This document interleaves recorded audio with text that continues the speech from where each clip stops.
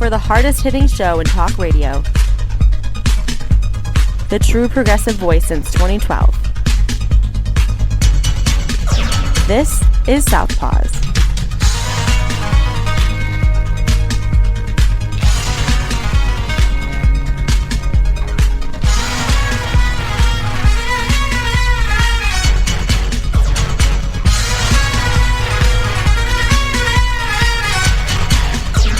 I made the decision to charge Christopher Schurr with one count of second-degree murder. Second-degree murder is a felony offense and is punishable by up to life in prison with the possibility of parole. As it stands now, this is merely an allegation, and as with any defendant, he is presumed innocent until proven guilty beyond a reasonable doubt in a court of law. And that was the voice of Kent County, Michigan Prosecutor Christopher Becker, announcing charges on Thursday against Grand Rapids police officer Christopher Schurr in the shooting death of Patrick Lyoya. Folks, welcome to Southpaws on the Pacifica Radio Network. We are the leaders of the revolution. My name is Darren Gibson. I am your host today. Jack Prince is off, unfortunately, because I really could use him today. We have a huge news day here coming out of Grand Rapids, Michigan. These are stories, though, that do have national implications. We're going to talk about the charges against Grand Rapids officer Christopher Schurr. We're also going to talk about the arrest of Michigan Republican gubernatorial candidate Ryan Kelley on Thursday. The FBI raided his house and arrested him this morning, and we will talk about that. We have Hammer Time, 4 winners this week, and we've got a very bizarre story involving the theft of guns and how it was foiled. We'll talk about that and much more on this episode. Before we get started, a couple of reminders that you can follow us on social media by going to facebook.com/Southpaws Radio Show. You can follow us on Twitter at Southpaws Radio. You can follow us on Tumblr at southpawsradioshow.tumblr.com. You can follow us on YouTube by doing a search for Southpaws Radio, and you can become a patron of the show by going to patreon.com/Southpaws Radio. You can listen to the show anytime at Spreaker, Stitcher, Apple Podcast, or Reason.fm by doing a search for Southpaws. Once you found our logo, you found us. We send links to our weekly episodes to our Facebook, Twitter, Tumblr, and YouTube accounts. You can listen to us on Global Community Radio Channel 1 every Saturday night at 11 Eastern, and you can listen to us on great Pacifica stations including KCEI in Taos, New Mexico, KZGM in Kabul, Missouri, and KEPJ in San Antonio, Texas. So we thank you for airing our show. A couple of notes. We are recording this show on Thursday, June 9th. We have a lot of news to cover. But before we get into all of that, a special note about next week's show. We're going to be airing a very special edition of Southpaws. It's going to be the Southpaws 10th Anniversary Listener Appreciation Party show that was taped on May 21st. So you'll be hearing me, Jack Prince, and returning for the first time since 2017, Katie J. And I'm really glad that she joined us for this special edition of the show. The reason being that we're airing that show on June 17th is because that day I'm going to be having surgery. As some of you know, I had surgery earlier this year in March to remove my gallbladder. This surgery is going to be a little more complex. They're going to be removing a lesion from my left kidney that was discovered in 2018 or 19. It has grown a little bit since then. The doctors are really worried about how fast it grew and how short of a period of time it did. So they've recommended getting surgery. I'm going to be laid up for a couple of days. I do expect to be back for a brand new episode on June 24th. If I'm not feeling up to it, we will air a best of Southpaws. So please check your local listings, and we'll keep our Pacifica affiliates updated on my condition. So, oh boy, I'm kind of scared about this surgery, to be honest with you. But right now, I want to talk about the news that has happened today. And again, this has been a big news day here at Southpaws. So let's start with the latest updates in the Patrick Lyoya case. Now, for those of you that are just starting to listen to this and don't know what we're talking about, Patrick Lyoya was a motorist that was pulled over in April by Grand Rapids police officer Christopher Schurr. The reason that was given for pulling Lyoya over was that the license plate on the car did not match the registration. So they pulled the car over. Lyoya got out of the car, and Schurr asked him to get his driver's license. There's a language barrier here because Patrick Lyoya grew up and is originally from the Democratic Republic of the Congo. So there's a language barrier to begin with. Lyoya asked his passenger to get his driver's license. For some reason, the passenger either couldn't find the driver's license or it wasn't in the car. In any event, Officer Schurr begins to escalate things by trying to detain Lyoya. Lyoya starts to run. Schurr catches up to him and tackles him. Schurr is getting ready to deploy his taser. Lyoya puts his hand up on the taser and blocks it from being discharged. Apparently, there were 2 attempts to discharge the taser, and neither one worked. So about a minute later, as they're struggling over this taser, Schurr gets Lyoya on his stomach on the ground. The entire time, Schurr is saying, "Let go of the taser, let go of the taser." Schurr then gets on top of Lyoya, mounts him on his back in a sitting position, reaches back and pulls out his service weapon. And he says, "Drop the taser."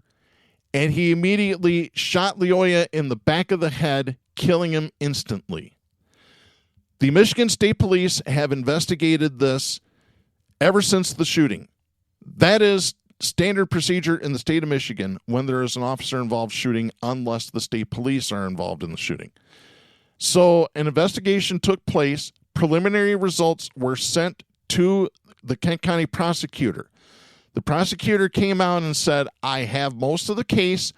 He said, "I'm waiting for reports from the makers of the body cam and the taser because the body cam supposedly fell off during the struggle and stopped recording." Now, I don't believe that whatsoever.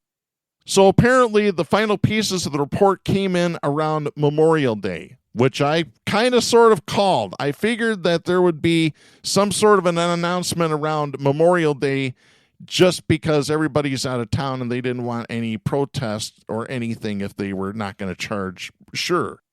So instead, the prosecutor looks over everything and apparently told the Grand Rapids Police Chief yesterday on Wednesday, June 8th, that he was going to charge Christopher Schurr with second-degree murder. So the announcement was made on Thursday, June 9th, part of which you heard at the top of the show today.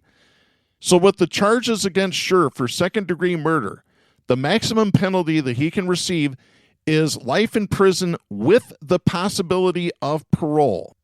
Becker said that he did not file first-degree murder charges because there was no premeditation. He said second degree was the most that he could charge Christopher Schurr with. And then Becker said something that I had no idea about. Becker said that he could not charge Schurr with felony use of a firearm because a Michigan Supreme Court ruling in 1991 disqualifies police officers on duty from being charged with any sort of felony firearms charges. So that is really kind of disgusting that that's been around for 30 years. I think the state legislature needs to fix that right away.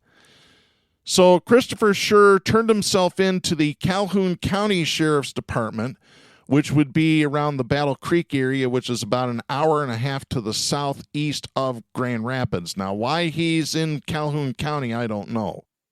But Christopher Schurr is expected to be in 61st District Court tomorrow, which would be Friday, June 10th, for his arraignment. So he's being transported from Calhoun County up to Kent County, if that hasn't happened already. So we are going to follow this. There have been some protests. There was a protest scheduled for 5 o'clock today, and so far a handful of people have showed up, a few dozen people, I should say. Hopefully that crowd will get bigger. But there's been a lot more news in the state of Michigan. At about 10:30 this morning, several news outlets reported that Michigan Republican Party gubernatorial candidate Ryan Kelley, the former planning commissioner for Allendale Township just outside of Grand Rapids, was arrested by the Federal Bureau of Investigation, and it has to do with Ryan Kelley being at the U.S. Capitol during the January 6th traitorous insurrection. Traitorous, my words. So at about 9:30 this morning, officers with the Ottawa County Sheriff's Department and the FBI raided Ryan Kelley's home in Allendale Township and arrested him and took him to the Kent County Jail to be charged with several counts, and I've got those charges here. This is some crazy stuff. I can't even believe that this is even happening, to be honest with you, folks. I am actually surprised. Here's what Kelley was charged with in federal court. Knowingly entering the U.S. Capitol, disorderly and disruptive conduct in the U.S. Capitol, knowingly engaging in any physical violence against persons or property on the U.S. Capitol grounds, and willfully injuring or committing depredation against property of the United States. Those four charges each carry a penalty of 1 year in prison. So legal experts have said that if he is convicted on all four counts, he would serve them concurrently, not consecutively. So he would serve them all out at the same time, unfortunately. So here's the thing. Could felony charges be coming? Because these are misdemeanors. These are all 1 year charges. Could there be felony charges in the future? They've got him on video shoving cops. So, I mean, there's video of this. The best video, and you can find it out there, I believe Wood TV has it on their website. Neighbors took video of the FBI raiding his house and arresting him. And I just love every minute of it. It was beautiful. I actually went out to Ryan Kelley's house this morning and into the afternoon to do a special report for Pacifica Radio, and that is available to all of our Pacifica affiliates right now, so they know how to get it. So this is just absolutely insane, crazy stuff here. So Kelley, by the way, is one of 5 remaining Republican candidates for governor. There were 10. 5 of them were kicked off the ballot about a week and a half ago because they collected invalid signatures. They were using bogus signatures on this. It's just unbelievable. So it went from 10 to 5, and now it might drop to 4 with these charges. Now, let me once again remind everybody that Ryan Kelley has not been convicted of anything. He has only been charged. He has already appeared in district court in Grand Rapids and U.S. District Court, and he has already been released on personal recognizance.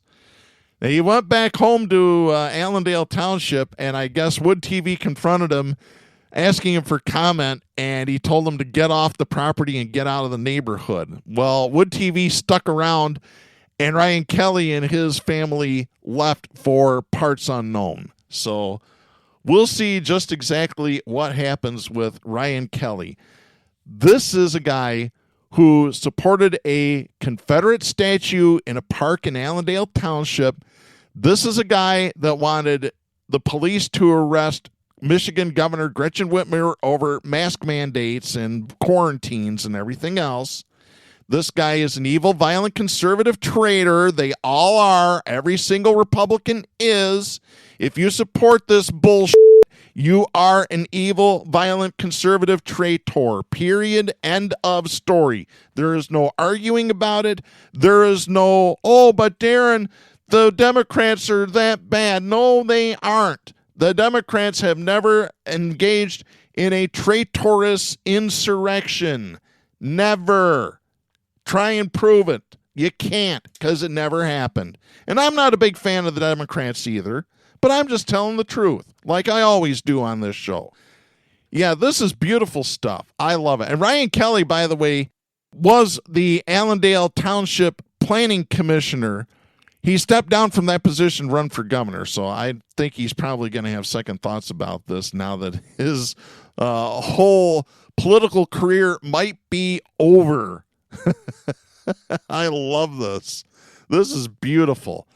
And you know what's even more beautiful is that the Republicans are losing their minds over this. And it makes my heart feel good. It really, really does. So with that, let's go right into our next segment. Stop! Hammer time! Oh yeah, it is hammer time. It is time to drop the hammer on the douchebag of the week, and we've got 4 of them for you.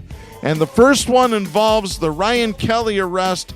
Winner number 1 this week, Michigan GOP co-chair Michonne Maddock, who took to Twitter to complain about Ryan Kelley getting arrested. So here's what she posted on Twitter. Quote, "Do people really get their homes raided and arrested in front of their children over a misdemeanor? Democrats are out in force weaponizing our justice system and targeting their political opponents." End of quote. Well, I got news for you, toots. This is federal charges. Gretchen Whitmer had nothing to do with it. Dana Nessel had nothing to do with it. Jocelyn Benson had nothing to do with it. Federal charges. Federal. I had to respond to her on Twitter. Here's what I responded with. "At least his children are alive. What are you violent traitors doing about gun control? Besides nothing." Hey, you can read that right on Twitter. I don't care anymore. I'm done being nice to these people like I've been nice in the first place. I'm tired of it. You need to confront these people. You need to get in their face and be as loud as they are. And if they don't like it, that's just tough shit. Really, it is. I'm sick of it. I am absolutely beyond sick and tired of it. So, winner number 1, Michigan GOP co-chair Michonne Maddock. I should say Republican co-chair because there never was anything grand about that party. Speaking of voter fraud, winner number 2, Berry County, Michigan Sheriff Darleaf wins yet another douchebag for his mantle. I have this story. This is Ken Kolker reporting for the Target 8 division of Wood Television out of Hastings, Michigan. Listen to this, folks. The investigation into claims of voter fraud in Berry County all seemed to start with a call just before the November 2020 election from the Irving Township Clerk to the county clerk's office. That is according to Berry County Clerk Pam Palmer. Palmer said, quote, "She reported that there was a vehicle across the street and it had all kinds of antennas and wires sticking out of it. She was convinced that they were probably scrambling or doing something to her machine remotely." End of quote.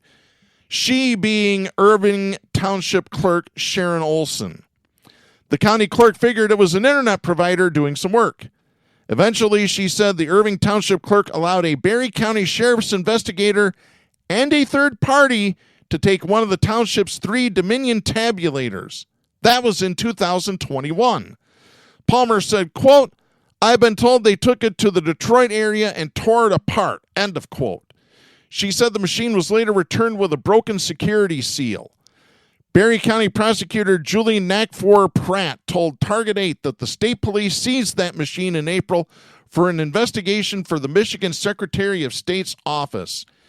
Target 8 confirmed last month that a state police investigation that started in Roscommon County early this year had reached Irving Township.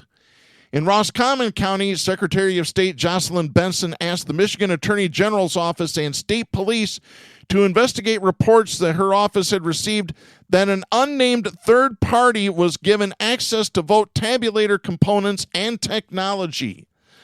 Benson said that unauthorized access to the machines is a breach of election security protocols and may have exposed the machines to vulnerabilities that make them unusable in future elections. The county clerk said the investigation by Berry County Sheriff Darleaf focused on Dominion voting tabulators used throughout the county. The tabulators, slightly bigger than a laptop computer, were a central part of debunked conspiracy theories the Democrats had stolen the 2020 election from Donald Trump. By the way, debunked, that means lies. Republicans are lying. When their lips move, they are lying to you. The county clerk said, quote, I believe they are using Berry County as a template to see if these voting machines have the ability to switch votes. End of quote. She said she got a call in June 2021 from a panicked Carlton Township clerk. Palmer said, quote, she had a voice message that a deputy and an investigator were coming to talk to her about the November 2020 election. End of quote. The county clerk said she got there in time to confront the investigators, one from the Berry County Sheriff's Department and another from the Detroit area. Palmer said, quote, I said, what's to talk about? She balanced. There were no issues. End of quote. In fact, she said the entire county's voting totals balanced in the November 2020 election. The investigators told her they had already talked to half a dozen township clerks in Berry County. Palmer recalled, quote, I said, why didn't I know about this? And they said, we are working under the element of surprise. End of quote. The sheriff has also filed repeated Freedom of Information Act requests to the county clerk and to township clerks for access to voting records and equipment. The county clerk said, quote, we did nothing wrong. It's put a cloud over our entire county with people wondering if their votes are going to really count, if their votes are going to make a difference. They asked me and my township clerks, what are you going to do different to correct what happened in 2020? And the answer is, we're not going to do anything different. We ran a perfect election. End of quote. In a telephone interview, the Berry County prosecutor on Tuesday said the sheriff turned over 3 binders of documents last year to her office from his investigation into alleged voter fraud. She said she reviewed the reports and found no evidence of fraud. She said, quote, we just didn't see anything, end of quote. Then she said the sheriff picked it up again this spring. The prosecutor said about 2 weeks ago the sheriff turned over what he called the first half of the documents from this year's renewed investigation. She said she's expecting the rest of the documents later this week. The prosecutor said, quote, I can say this, I'm holding back talking about that part until I see the second part, end of quote. The sheriff has filed a lawsuit against state officials claiming they illegally blocked his investigation into alleged voter fraud. Leaf has refused to comment. Target 8 cannot reach the Irving Township clerk for comment.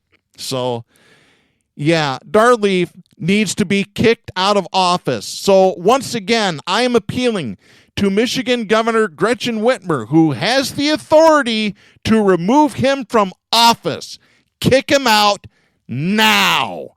And Attorney General Dana Nessel, you need to prosecute Darleaf right now for voter fraud, for voter intimidation. Lock his ass up. He is a violent conservative traitor. He's friends with the militias. You better get rid of him. You better do it now. Popper's paradox of tolerance. Zero tolerance. I'm telling you, folks. So that's winner number 2. Winner number 3 this week is Michigan Republican gubernatorial candidate Kevin Rinke, or as I like to call him, Rinky Dink. I have this. This is Clara Hendrickson and Louis Jacobson writing for PolitiFact. This is dated June 2nd. Kevin Rinke's latest campaign ad is nothing if not eye-catching. The ad, designed to bolster the Michigan car dealer's campaign for the Republican gubernatorial nomination, features Rinke standing next to an actor made up to look like a zombie wearing a Biden-Harris t-shirt and multiple I voted stickers. Well, instead of reading you what the ad says, we have the audio here. Take a good listen, folks. Why is it that dead people always vote Democrat? I'm Kevin Rinke. It's not surprising Gretchen Whitmer hasn't done a thing to fix voter fraud. As governor, I'll audit the voting rolls to ensure all voters are registered, identified, and alive. And I'll create an election integrity unit to investigate any hint of cheating. I'm Kevin Rinke, and together, you and I can lay voter fraud to rest. Sorry, bud. Conservative outsider Kevin Rinke for governor. Conservative idiot Kevin Rinke for governor. Rinky dink. Oh, why do dead people always vote Democratic? Bullshit! I haven't done that in a long time, and that needed to come out. Oh, my God. All right, picking the story back up from PolitiFact. Katie Martin, a spokesperson for the Rinky Dink campaign, said that, quote, a quick Google search will show multiple news articles on deceased voters voting in elections, end of quote. Ballots cast on behalf of dead people does happen, though it's a tiny fraction of all votes. However, a Google search like the one the Rinky campaign requested actually shows that its assertion that dead people always vote Democratic is itself a zombie claim, and no less mythical than an actual zombie. Thessalia Maravaki, a political scientist at Mississippi State University who studies voter fraud, said, quote, this ad is so incorrect it gave me a headache, end of quote. Well, it raises my blood pressure every time I see it. So I feel you there. She said there is zero evidence that ballots cast by dead people account for more than a tiny fraction of all votes recorded, and there's also zero evidence that such ballots have uniformly been cast in favor of Democrats. Politicians aligned with Donald Trump have consistently raised the specter of voter fraud to explain how Trump could have lost the state to Joe Biden by more than 154,000 votes in the 2020 presidential race after winning it in 2016. But none of those claims hold water. For instance, a viral tweet said Wayne County, home to Detroit, saw thousands of ballots cast by deceased voters. However, the list contained names of voters outside the county. Several were not listed as ever having received or cast an absentee ballot, and at least one voter listed said she was alive and cast a ballot in the election. Oh, God. The Michigan Secretary of State's office has previously said that it is, quote, not aware of a single confirmed case showing that a ballot was actually cast on behalf of a deceased individual in the state, end of quote. Officials have ways to flag deceased voters, and clerks across the state successfully identified thousands of voters who submitted absentee ballots in 2020 but died before Election Day. Their ballots weren't counted.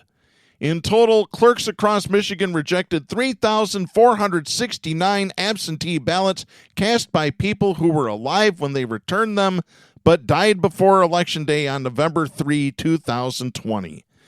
A review by Michigan's Office of the Auditor General thoroughly debunked charges by Trump and his allies that thousands of ballots were cast on behalf of dead Michigan voters in the 2020 election.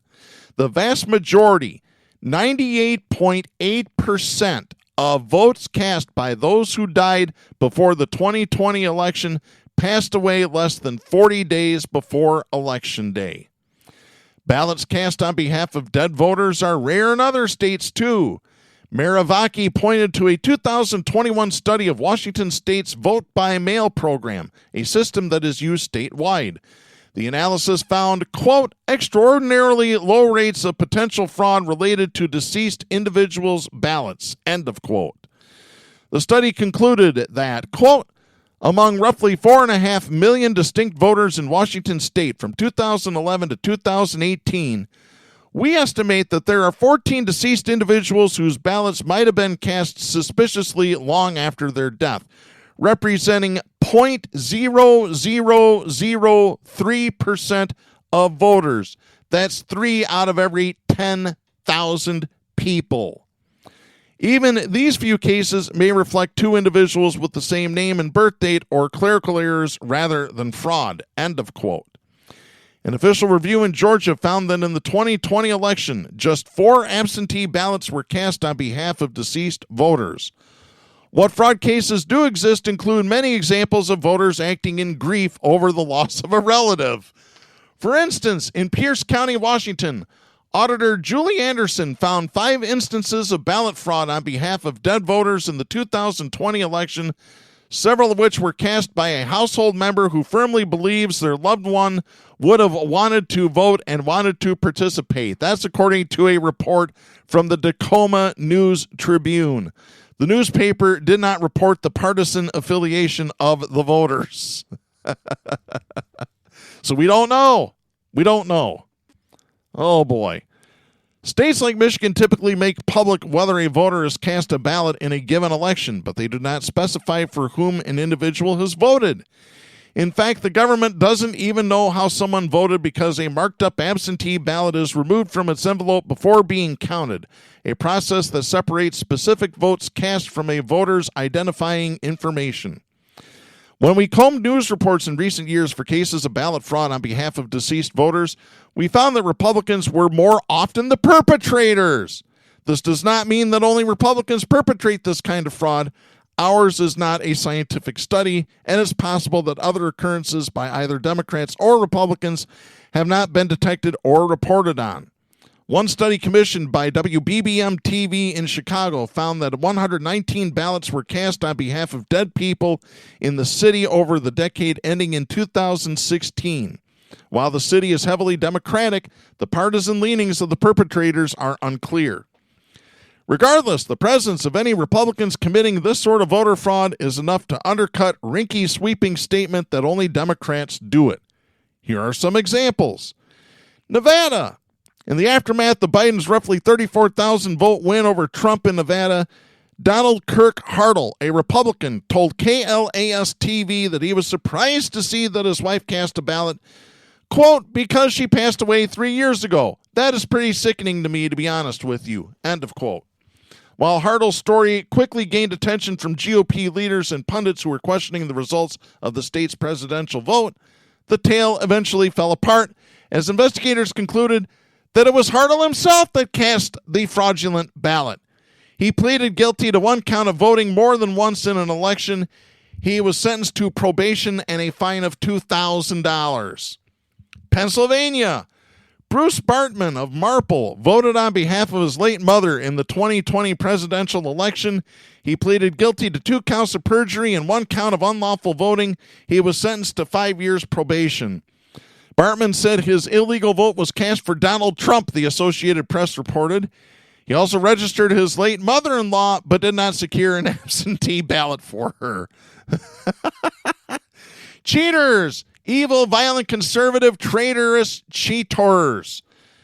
Bartman apologized, telling the court, quote, I was isolated last year in lockdown. I listened to too much propaganda and made a stupid mistake, end of quote. So, yeah, he was listening to Fox Propaganda Channel, probably. My opinion.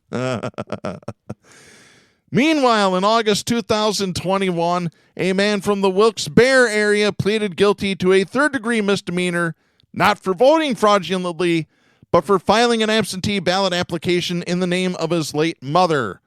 The application cited a need to vote absentee because the man's mother was purportedly, quote, visiting great-grandkids October 24th through November 10th, end of quote. The defendant, Robert Richard Lynn, was a registered Republican, according to the Times Leader newspaper, citing state records. He was sentenced to 6 months probation and 40 hours of community service. Florida. In 2020, voter Larry Wiggins of Manatee County tried to test the system by requesting a ballot for his late wife. Wiggins told WFLA-TV, quote, I heard so much about ballots being sent in and people just having found them in different places. I feel like I haven't done anything wrong. I said, well, let me just send it in and see what's going to happen, to see if they're actually going to send a ballot for her to vote, end of quote. The request was flagged by the local elections office when it went through standard identity checks, so Wiggins did not receive a ballot. Instead, his case received a criminal referral. He pleaded no contest. He was sentenced to 24 months of probation, 100 hours of community service. Wiggins told WFLA that he was a Democrat who supported Trump. Oh, really? That doesn't pass the test either. Arizona. Tracy K. McKee of Phoenix cast her late mother's ballot in the 2020 election. She was sentenced to 2 years probation, fines, and community service. Both McKee and her recently deceased mother were registered Republicans. That's according to the Associated Press. In court, prosecutors noted that McKee railed against absentee voting during an interview with investigators in which she denied casting the ballot herself, saying, quote, I don't believe that this was a fair election. I do believe there was a lot of voter fraud, end of quote. Well, yeah, because you perpetrated it. Colorado. In 2017, a woman from Golden pleaded guilty to voting twice for her late father. I meant casting a ballot for her late father, not voting for him, not running for office. Tony Lee Newbill had cast ballots in the 2013 general election and the 2016 Republican primary. So the ruling from PolitiFact, Rinke said, dead people always vote Democrat. Not every case of voting on behalf of the dead has been discovered, adjudicated in court, and received media coverage. However, 6 cases that have surfaced during the past 5 years produced either a plea of guilty or no contest, and in each case the defendant was either a registered Republican or acknowledged voting for Trump. Even this small number of cases is enough to invalidate Rinke's sweeping statement that only Democrats do this. We rate the statement false. Southpaws is giving the rating of 5 bulls, which means it's bullshit. Total, complete bullshit. Oh, God. Maybe we need to get a bull's head bronzed. Put it in the office. So there's winner number 3, Kevin Rinky-Dink. Winner number 4, Representative Louis Gohmert, Republican of Texas, or Cuckoo. Oh, God. This is Caroline Vackel writing for The Hill. This is dated June 3rd. Here's another example of Republicans complaining that they can't get away with anything.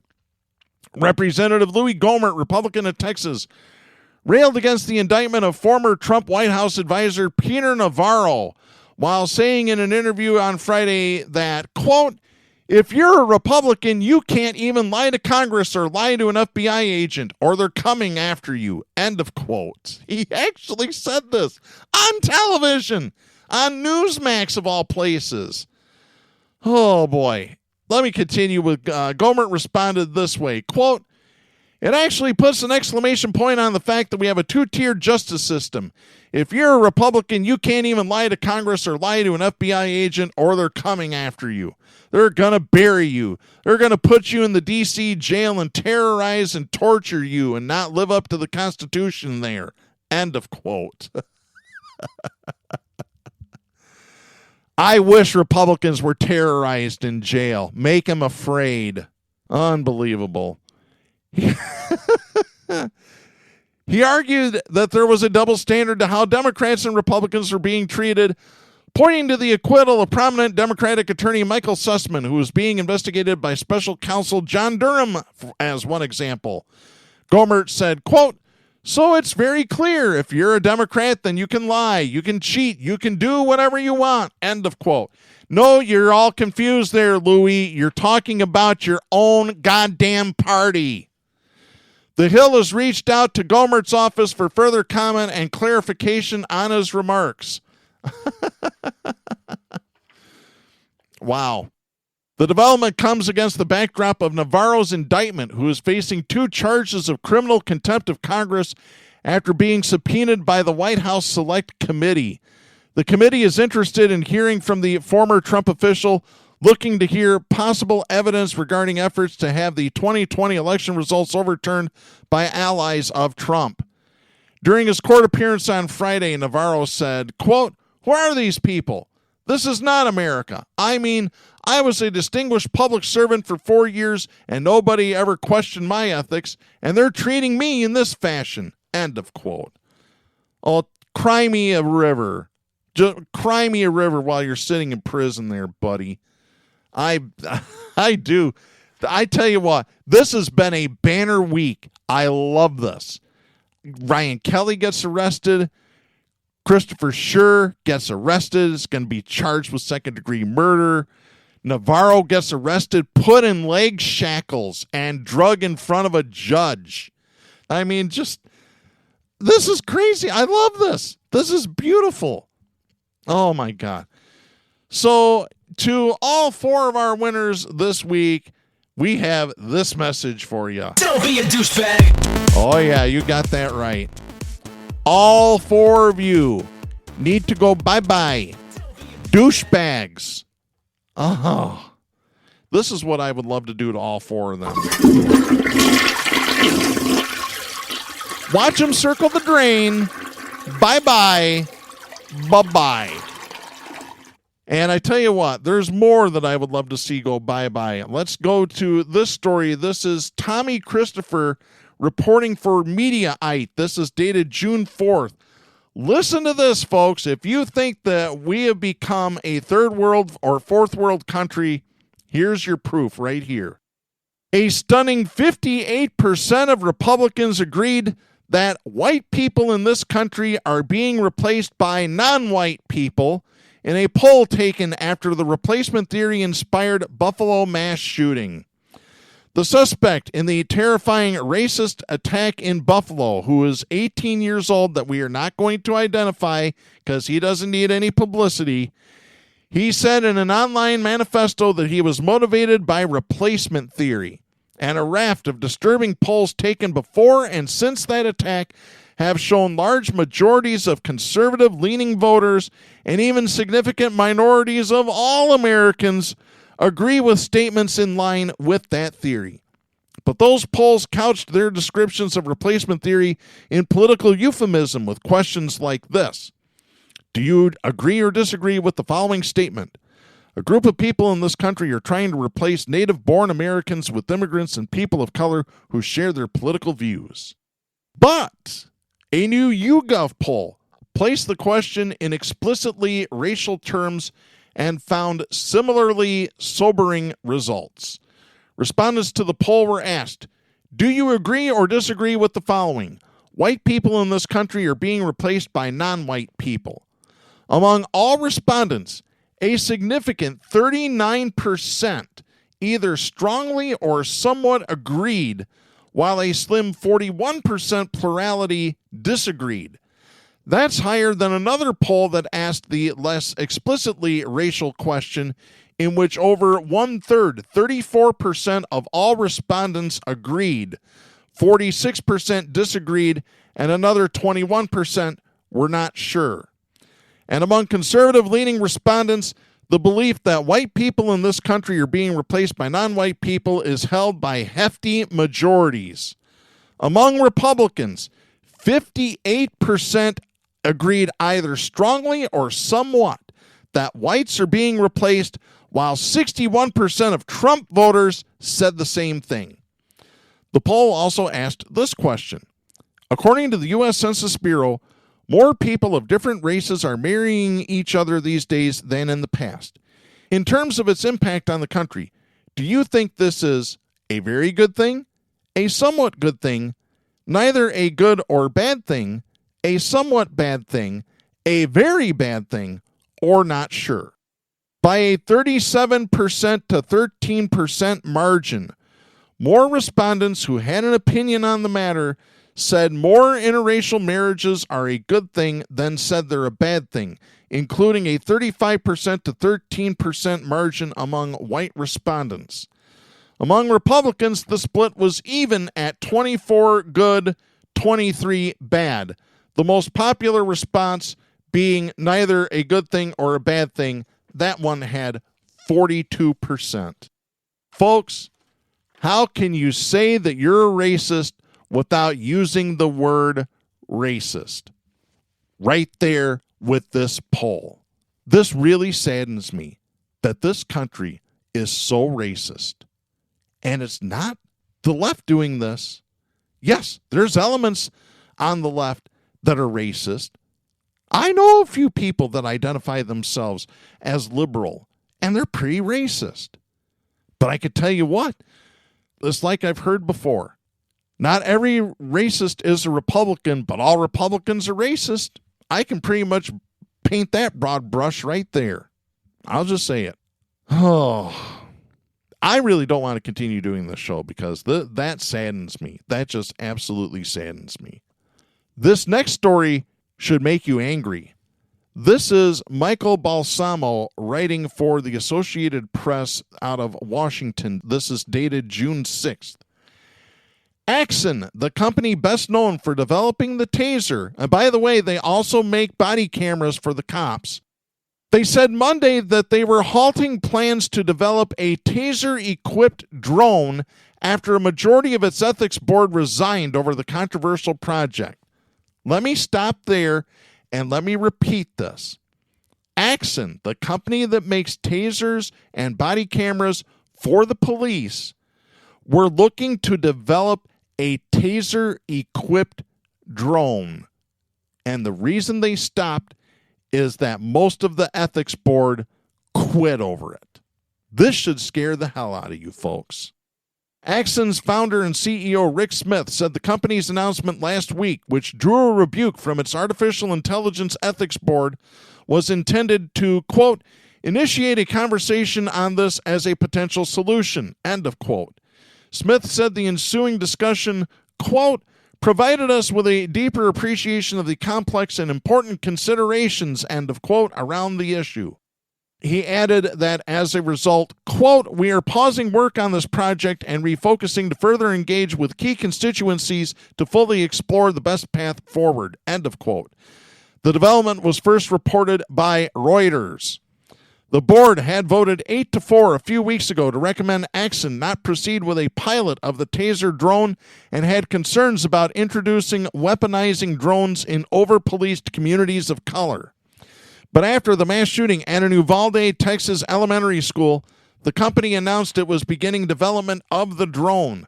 Smith told the Associated Press last week he made the idea public in part because he was, quote, catastrophically disappointed, end of quote, in the response by police who didn't move in to kill the suspect for more than an hour.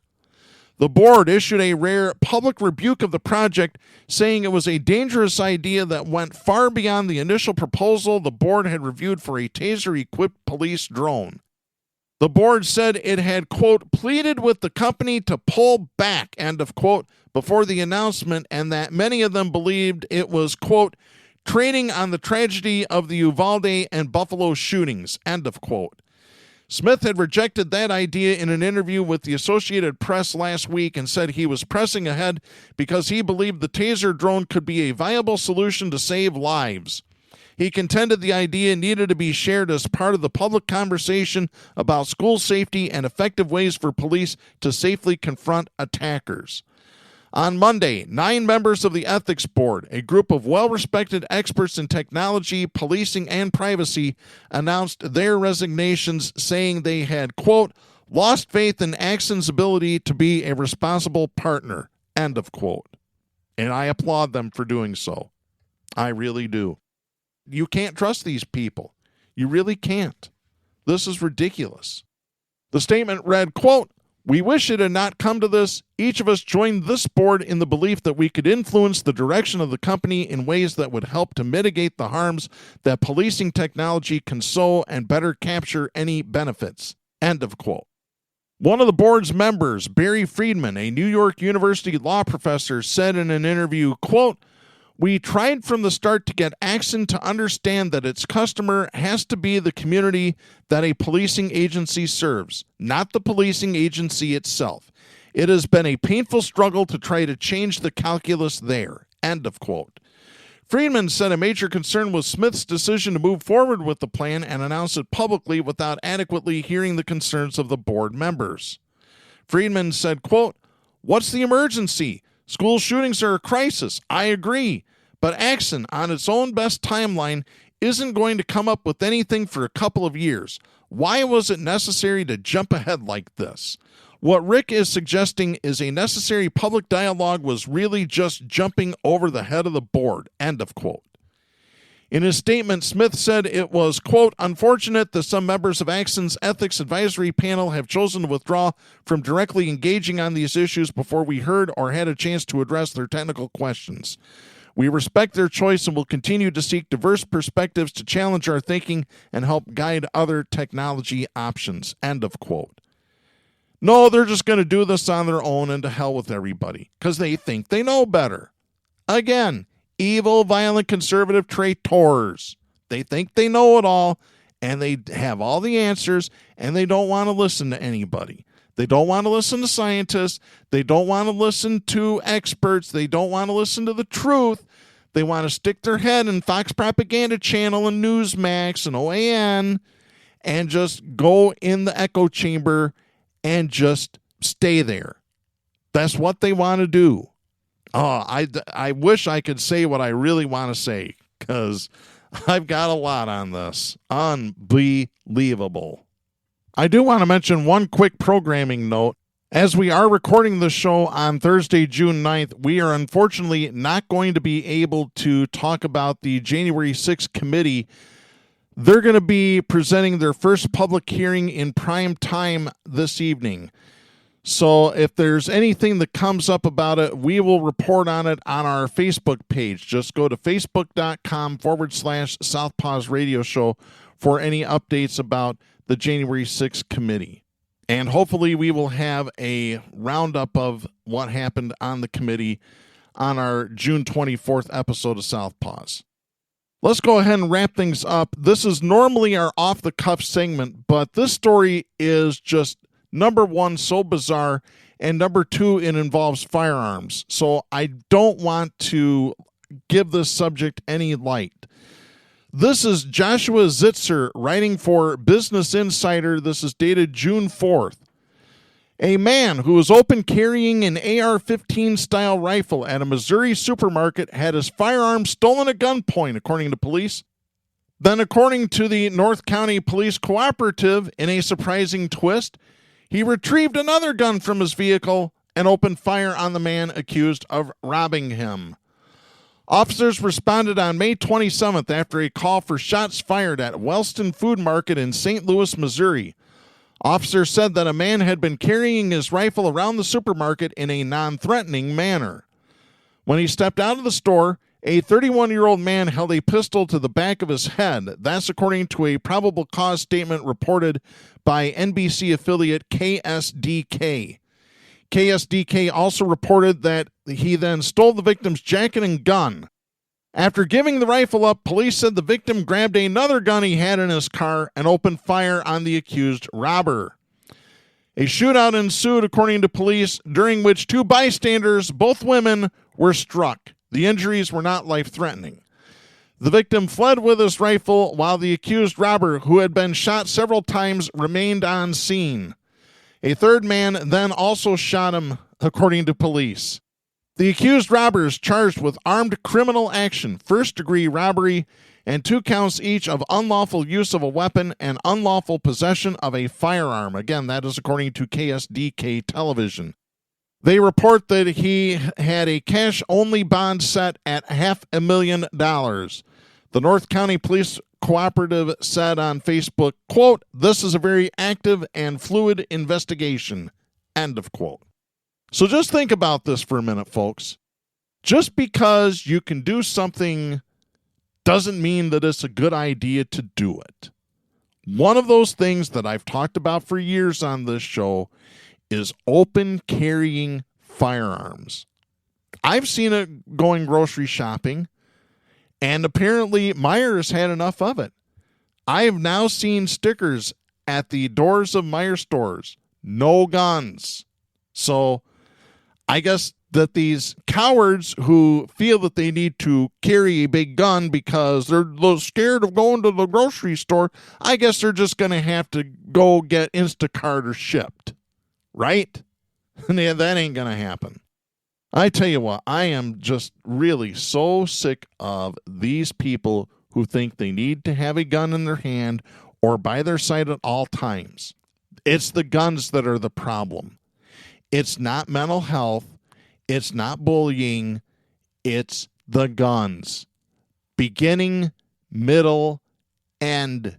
Period. End of story. That's it. That's all. It's the guns. It's always been the guns. And I'm just going to tell you this. Congress right now is looking at bills to raise the age limit of buying an assault rifle from 18 to 21. That isn't going to do anything. Because you know what's going to happen? Little Junior's going to ask Daddy for an AR-15, and Daddy's going to pacify him because we can't let Junior fail, so we're going to go buy him an AR-15 for his birthday or for his bar mitzvah or whatever occasion. Oh, he's graduating high school. Let's get him an AR-15. That's the reality of the situation.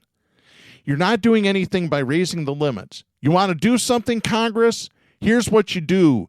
You ban the assault weapons, just like you did in 1994. It's too bad that there was a sunset on it after 10 years, because we need it now. We need a ban now. And I'd go further. The Republicans have bitched and complained for years. Oh, the Democrats are coming for our guns. Let's make their wishes come true. If you got an AR-15, it ought to be in law. Once they ban them, that if you have one, you get cash money, you get to turn it in. If you don't, you go straight to jail for 10 years. You need to drop the hammer on these people. You need to drop the jail on them. You want to get things under control with these violent conservatives? Right there's how you do it. That's just all there is to it.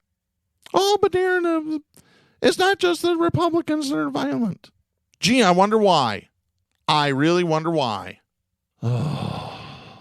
Folks, this is just, I'm tired. I'm tired of hearing about little children getting murdered. I'm tired of hearing about 10 and 11-year-old children having to testify in front of Congress because their friends were murdered in the classroom. I'm tired of parents grieving over their dead children. I'm tired of teachers having to worry about their classrooms, having to worry about their students because some idiot with a gun could walk in at any minute and shoot the place up. I'm tired of it. I'm sick of it. I'm sick to my stomach about this. This needs to stop, folks. We need to stop glorifying guns. We really do. We need a complete 180 in this country on our thinking on a lot of different things. And the Republicans, they just want to give lip service to mental health when it's been the Republicans who have cut funding for mental health. Michigan used to have more than a dozen state hospitals. It's down to 5. You want to know who cut it? John Engler, governor of Michigan, Republican. It wasn't the Democrats, it was the Republicans. Like I said, I'm not a fan of the Democratic Party, but I'm just telling you how things are and what happened. Because that's history, and that's the truth, folks. I am really just absolutely sick and tired of everybody's precious Second Amendment rights. I really am. I'm at the point that I'm thinking about advocating for the repeal of the Second Amendment. What's it going to take to get people to change? What's it going to take to save children's lives? With that wraps it up for this week. We'll be back next week with our special edition. I'll be back on June 24th. I'm Darren Gibson. Please support independent media, the First Amendment, and a woman's right to choose. The stations that carry Southpaws do not necessarily share the opinions expressed on the show. Southpaws is protected by the First Amendment to the U.S. Constitution and is copyrighted by Big D Entertainment. All rights reserved.